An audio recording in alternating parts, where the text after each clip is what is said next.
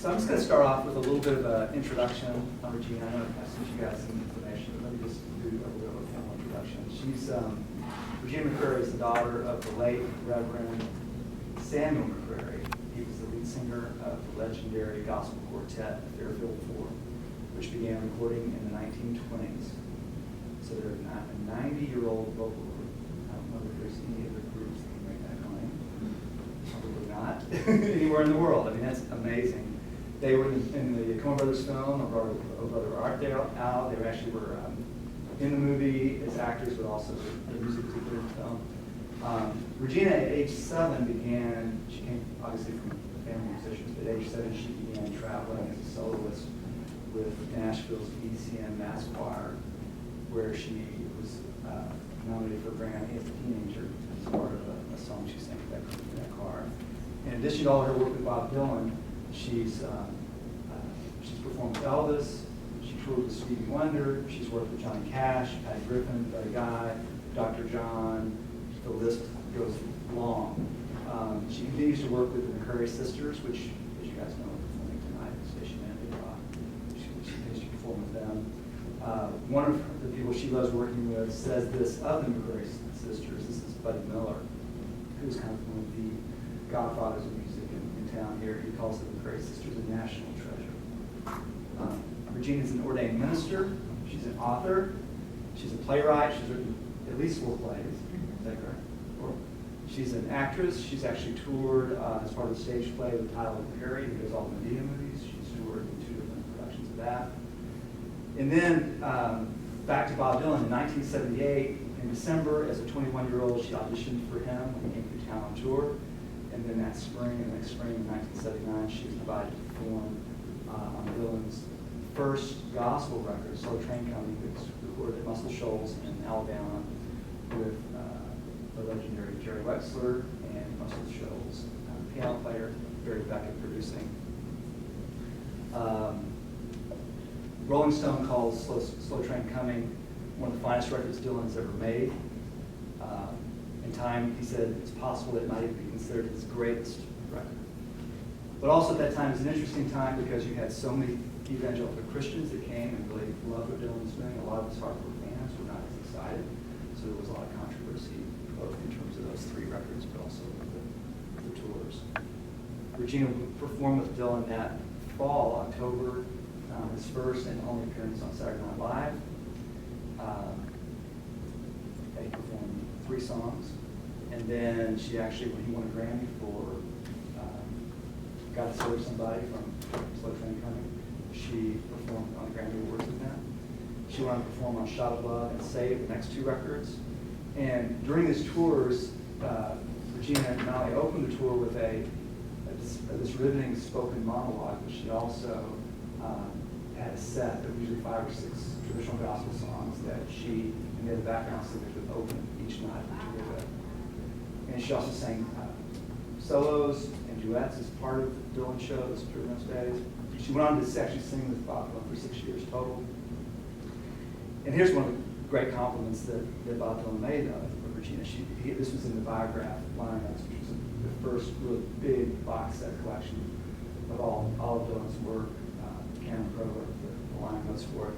And Bob said, Regina McCrary played with me for a while. She would open these shows with a monologue about a woman on a train. She was so incredibly moving. I wanted to expose people to that sort of thing because I loved it. And it's the real roots of all rock music. So, would you guys welcome Regina McCrary.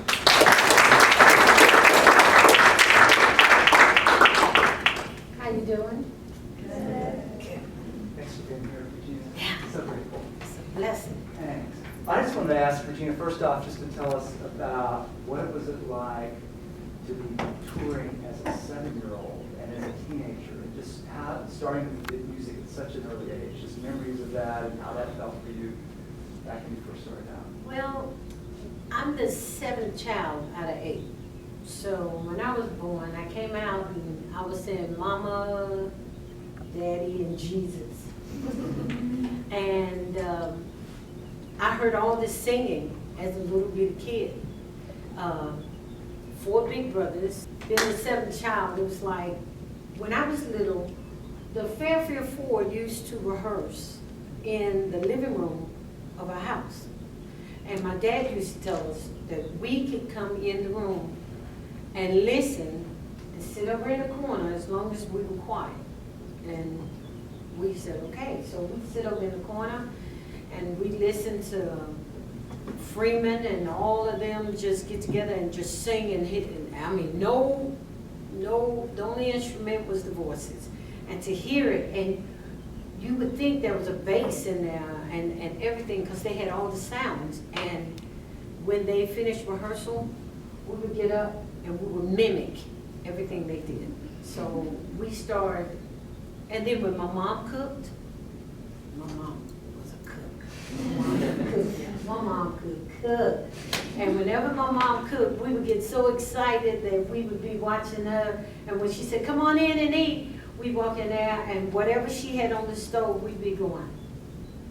And somebody would go, fried chicken, turnip green, macaroni and cheese.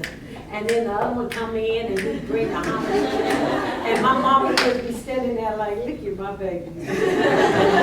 So we started learning how to sing and harmonize and all of that as little bitty kids. And then we had a family group called the McCrary family. And wherever my dad used to go to preach, we would go and sing, you know, either before he got up to preach and after. That's so great. Yeah. From 7, that's when you first were started? No, Even earlier than 7? yeah, Wow. we were singing when I couldn't get the word Jesus out of it. We were going Jesus. But we get up there, you know. And something I remember when I sung with the BCNM Mass Choir, which stood for Baptist, Catholic, and Methodist. It was a bunch of young people from all over Tennessee that got together and wanted to sing together, and they did not care about the religion of Catholic, Methodist, Baptist, Presbyterian. None of that mattered. They just had a burning desire to want to sing and lift up the name of God. So we all got together, and I was the youngest one. And whenever I had to sing, they put me in a chair. They stood me up in a chair, and the mic just seemed so heavy because I was so little. But yeah. And how was the transition from playing into church events into singing with Elvis, touring with Stevie Wonder? Was that a real easy, natural transition for you and your family, or how? Well, it was kind of like right on. See, God always keep me where He knows He needs me to be. I need to say that up front, because you know I am a true believer that God will make room for you. Whatever your talent is, He will make room for you. He will make provision for you to walk right into it. But you got to be at the point where you know that you are doing what it is, and you can't compromise and be afraid to do it. So, but when I got with Elvis Presley was doing a gospel record, Sure. and we went to Memphis, and we were in like 3 days rehearsal, and then we did this big show, and that's how I ended up being with him. And because I was so little, he had me up front, so wouldn't nobody get in my way. And he would ask me to sing, and I'd open up my mouth and sing, and he was like, all that voice coming out of that little big body. And so everything I did with Elvis Presley was gospel. All the other things that I have done when I was young, we did Everything is Beautiful with Ray Stevens. I was like 8, 9 years old. But that was such a positive song. And that's me and about 14 of the people that sing in the BCNM choir. We came in and we laid down the background to all of that. That's good. Yeah. So you were telling me earlier on that you shared the story about when you were 21 and you got asked to meet Bob Dylan in your town, and Okay. how that audition went and stuff like that. This is my best story, okay? Okay. This is, I was at home. I had just gotten married. I had a little boy, about a year and a half. And I was in my apartment, and my best friend called me, my god sister. Her name was Carol Dennis. And she said, Regina, she said, are you still singing? I said, yes. She said, do you want to sing? I said, with me? I said, yes. She said, well, I'm out on the road with Bob Dylan. You want to sing? We're coming into town in 2 days. You want to sing with him? And I said, who's Bob Dylan? I didn't know. Now, if you were to say, Bob Dylan, he wrote Lay, Lady, Lay, and Blowing in the Wind, I would have went, oh, okay. But I didn't know him. So she said, she told me, and I was like, yeah. So they came in town, and they were staying at the hotel that's right on Broadway, right across the street from the federal courthouse, up in the suites. And I walked in, and it was, I took a keyboard player, my little boy, and myself. Walked in this big hotel room, a suite, and there was this piano. I sit my little boy down, and my friend got on the piano, and my friend Carolyn was in there, and there was this man sitting over on the edge of a bed. And he had on some black leather pants, a white shirt, and a black vest, some dark glasses, and a hat on his head. And I looked around at my friend Carolyn, and I said, who is that? And she said, that's Bob Dylan. I said, well, what's wrong with him? Why is he sitting over there like that? And she said, just go on and sing. So I opened up my mouth and I sung this song, the version, Quincy Jones version, Everything Must Change. He didn't move. He just stayed right there. And then I sung Precious Lord, Take My Hand. And he took his shades and he pulled them down a little bit and looked at me. And then I started to sing Amazing Grace. And Carolyn began to harmonize with me. I'm an alto second soprano. She's a soprano to the highest. She can go up to the heavens with her notes. So she began to harmonize with me, and all of a sudden, he jumped up. He said, that's what I'm talking about. He jumped up, he went and got this big, huge boom box, sit it on top of the counter, put a cassette tape in it, push record and said, sing again. And we kept singing Amazing Grace. He said, that's the sound, that's what I need, that's what I want, that's what I'm talking about. And we just kept singing. And then he looked at me, he said, you got the job. I said, thank you. He said, you got to get your hair braided. And I looked at him, I said, well, you paying for it? He said, yeah. And that started it. That was the start. That's how I got with him. So that was December 70. That was December the 2nd, 1978. Okay. So the story is that in January, the next month, is that Ken Gullickson, pastor from the Vineyard Church, had some meetings with Bob, and he was baptized in Pat Boone's pool, I think in February, and he began a 3-month intensive discipleship course at the Vineyard in Los Angeles. Like it was Monday through Thursday, 4 days a week through that spring. He met Mark Knopfler in, I believe, March or April at a show at the Roxy in Hollywood and invited him to come play on this new record he was doing. And then they all ended up together in Muscle Shoals in April of 1979. Yes. So for you, coming down to start on this record with Bob, how was that experience and how did it feel for you going to Muscle Shoals? Well, I went to Muscle Shoals, and they rented out this big, humongous, this big, beautiful house, and it was right there by the river. And it was a huge bay window about the size of the back of here. And all you could see was trees and river, and it was just gorgeous. And I took my son with me. And so while we were there, I'm like, okay, we stayed in this house, we cooked, we laughed, we talked. Bob Dylan, Mark, Jerry Wexler, Barry Beckett, Tim Drummond, Jim Keltner, was it Spooner Oldham, Smitty. All of these awesome musicians would leave Carol Dennis, myself, and Alina Springs, and my little boy, we would all be left at the house, and they would go to the studio, and it was so phenomenal how they did it. Bob would bring all the musicians, instead of them all being, you know, like the drummer over here in the booth and all, no. He brought everybody in on the floor, and they read the song, rehearsed the song, read the song, rehearsed the song, then they laid it.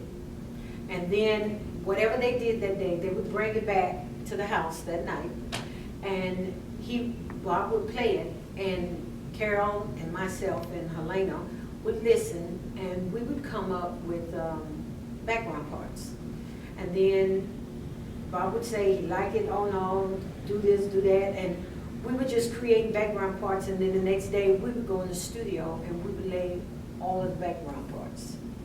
And it ended up being an awesome thing. One of my favorite songs on that CD, one night Bob Dylan came back to the house and he was like scratching his head, confused. And he was like, I don't think I should do this. I wrote this song, I like this song, but I don't know if it should go on the CD or not. I don't know if it should go on the album. That's what it was then, the album. I don't know if we should do it or not. And we were like, let us hear it. So he put it on, and it was, God gave names to all the animals. And while he was playing it, we were listening to it. And then all of a sudden, Bob Dylan's focus went from listening to the song to my 1.5, almost 2-year-old son. And he said, oh, I think I call it a pig. And my little boy would just fall out, cracking up. Mama, he said it. It's a pig. Oh, Mama, he said it's a bear. Mama. And my little boy was just falling on the floor. And that's what made Bob decide to put that song on the CD. And it was such a wonderful thing that Carol Dennis is my son's godmother. So when we went in to do the background vocals, Bob had only myself and Carol Dennis to do the background. And when he did that song, he did it in honor of my son. Wow, Yeah. that's wonderful. Yeah.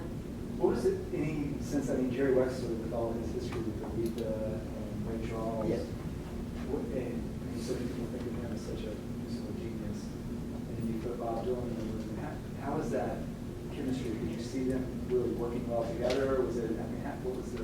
Yeah, I mean, they worked pretty well. I think the roughest thing for Jerry Wexler was sometimes we go, oh, this Jesus, Jesus, Jesus. And we would look at him. And for one particular song, when they came for him in the garden, brought him to tears. I saw it, I witnessed it for myself. But, you know, he was playing hard. You know, he was right there. But the funniest thing is Slow Train Coming, that particular song. Jerry Wexler didn't want that on the CD. And yeah. And they wrestled with that, and Bob just stayed, you know, stern, and he stayed focused on the fact that no, this is what I want. And that's how we got on that, because Jerry was trying to take it off. Yeah. I know that the album finally came out in August, Mm-hmm. and there was a lot of speculation based on the record. Wow, what is Bob a Christian now? What's going on? And it was talked about, but it was never confirmed in the press. No one really knew exactly where he stood. Right? He is a born-again Christian to this still day. And I take great pride in, spiritually, in saying that, because a lot of people don't know that. A lot of people think that what he went through was a phase, or, you know, he was desperate, he was trying to, no. He announced to the world that he was a born-again Christian. And it was so amazing to be in his life and to be in his camp when he made that statement. Because right at that moment, when we were preparing in Santa Monica, California, we were in like rehearsal for like 3 months, getting the show together to take out on the road. And people start coming from everywhere.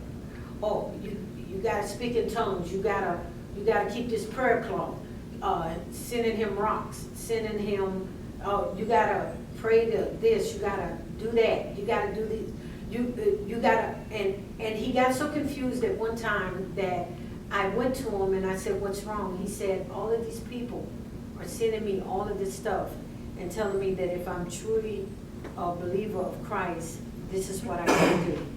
And I took a quarter and I went over to the payphone and I called my daddy.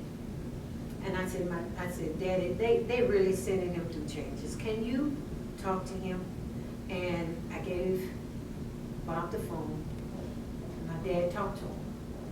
And my dad ended up being one of those voices that when Bob was going through, Bob would call my dad, or sometime my father would come out on the road. And it was like, my dad told him, said, your walk with God is as personal as you're coming into the world and you're going out of it. You have to know that you and God have a relationship. And what God is calling you to do, no man can take it away from you. No man can make it bigger or smaller. What God has called you to do is exactly what you're going to do. And he said, it's like driving. Just stay in your lane and do what it is that God has called you to do. Because you don't have to walk around with a big old cross on your chest to know who you are in Christ. You don't have to walk around like that. And that's what my father would tell Bob Dylan. And Bobby began to get his own relationship with Christ. And he still has that relationship today. And some people think because he's not singing his gospel music anymore that he doesn't. But I really assure you, he does. And the blessing was when we went on the road and we were getting ready to do the very first, you want me to talk that? Or yes, am I yeah, going too fast? Yeah. Well, let me say one thing. Okay. So October, Saturday Night Live, Mhm. Eric Idle from Monty Python is the host. You all do 3 songs. Yes. And that's about 2 weeks before the tour starts. Right. The tour starts in San Francisco at the Fairfield Theater, Yep. which is about, I think, about the size of the Ryman Auditorium in terms of about a couple thousand people. Yes. Is that all right? Yeah. So picture of the Ryman Auditorium, and they actually booked 14 shows straight at the Fox Warfield in San Francisco. All sold out. All sold out, to sort of launch the whole tour. So opening night, it's interesting, there's lots of different views. Opening night, as any opening night, it's probably a little rough. Well, there was a couple of San Francisco newspaper people there who just savagely trashed the show, both from every standpoint. Mhm. Those reviews were shared all over the country, radio, whatnot. So it's interesting. Someone like Paul Williams, our author, he actually went to the very first 7 shows of those 14, and has a perspective on those shows that a lot of people didn't get, because a lot of people felt like it wasn't that good musically, the gospel content, we're not sure about this.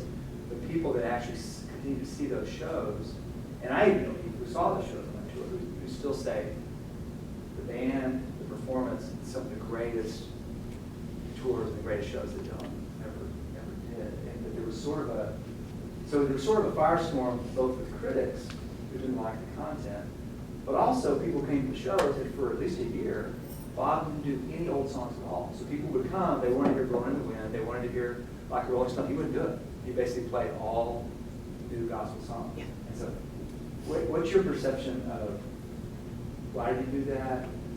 What's your perception of the shows, the fans, and did that kind of firestorm along? And we've talked a lot in class about how in '65, when he went from folk music to electric, Yeah. You sort of got the same reaction. Yep. People booed, and so now, 14 years later, sort of a similar thing. All of a sudden, people are just confused, what's going on, and anyway, so what's your view of all that? Well, he did Saturday Night Live, and that was wonderful, and we had a great time doing that, but I still didn't realize who Bob Dylan was until we got to San Francisco, and we were headed to the Fox Theater, and there were people outdoors by the backstage door, and women were fainting and crying, and I was like, whoa, who is this man? So for the first time, it dawned on me that, you know, this man was like, because the only people I'd seen faint and cry was when I saw women faint and cry with the Beatles or Stevie Wonder or something like that. And then here I am with this man, and I know who he is. And then that day, God revealed to me who he was. But I saw him when we got to the Fox Theater. We got there like 2 hours early. We ran over the whole show, everything we were going to do. And the whole show was the women come out, we do 5 songs. And then light go out, come back on, Bob Dylan. Okay. After running that, after 3 months of rehearsals, he was like, something is missing. Something is missing. I can't put my finger on it, but something is missing. And it was about maybe 30 minutes or so before the show, our very first show was getting ready to go on. And I looked at him and I said, I know what's missing. I'm going to tell you that. I'm going to jokester, y'all. So I looked at him and I said, I know what's missing. This is it. Okay, this is what I'm going to do. I'm going to walk out on stage. And I'm going to tell this story about this old woman trying to get on the train.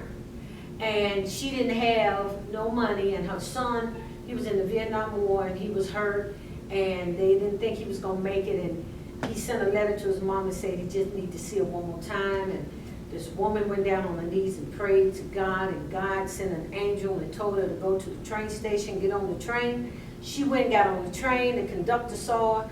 She asked her for a ticket. She didn't have no money. He said, I'm going to have to put you off this train. She said, conductor, Jesus told me to get on this train. Don't put me off. He said, oh, woman, I'm sorry. So he put her off the train.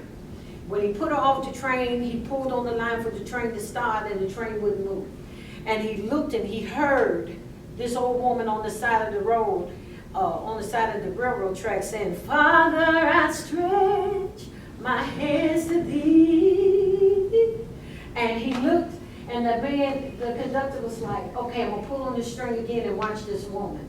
And he pulled on the string, and the woman went, Father, I stretch my hands to thee, no other help I know. And he looked and he said, So he went to the old woman. He told the old woman, get back on the train.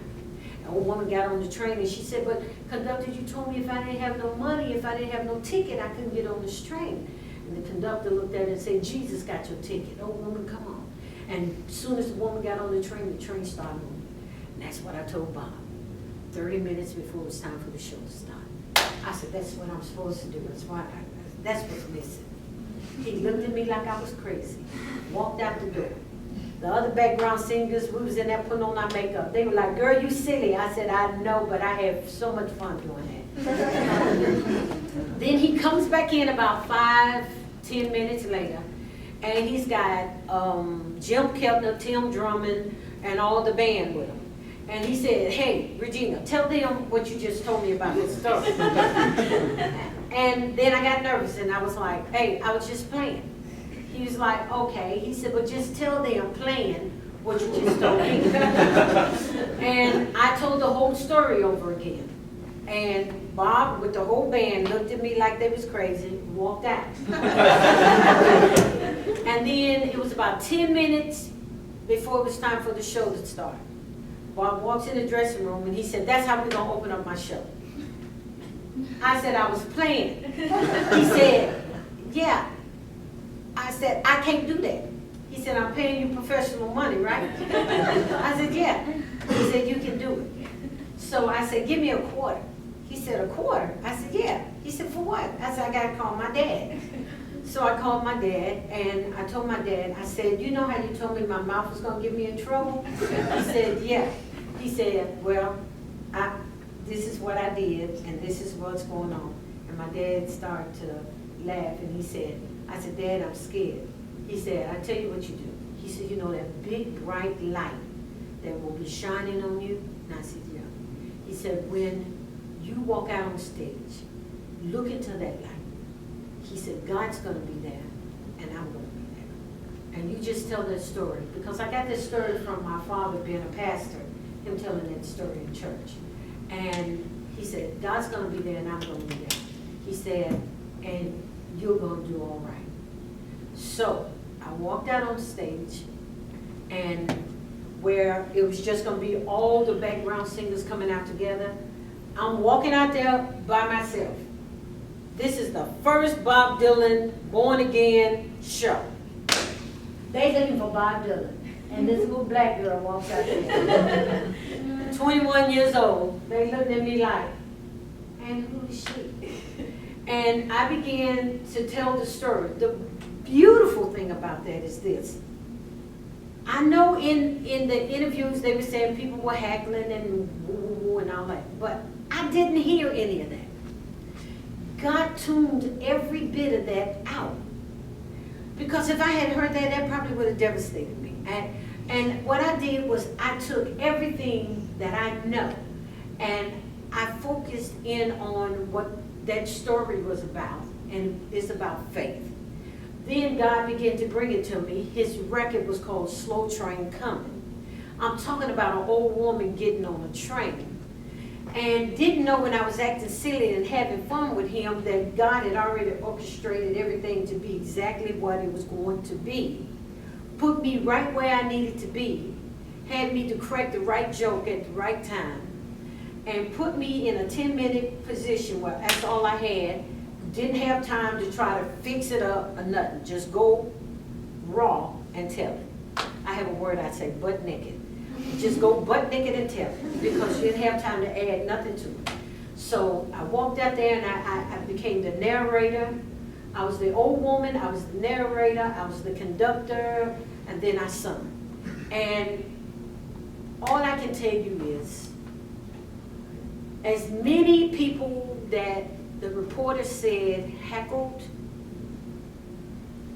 there were just as many who gave their life to Christ that night.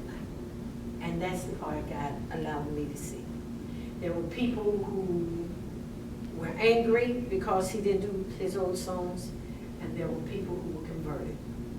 There were people who heard about this God, but had heard he was such a mean, uncaring, wrath of a God that they didn't want to have nothing to do with him.